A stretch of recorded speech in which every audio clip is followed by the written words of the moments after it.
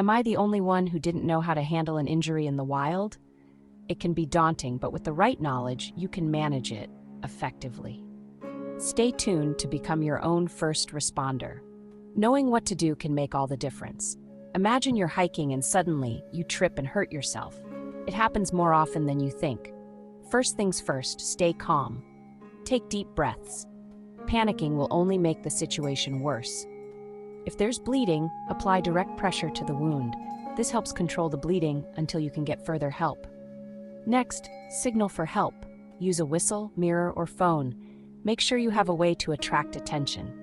Don't forget your first aid kit. It should be a staple in your backpack. By staying prepared, you ensure your adventure in nature is safe and enjoyable. Happy trails! Remember, preparation is key to a safe and enjoyable outdoor experience.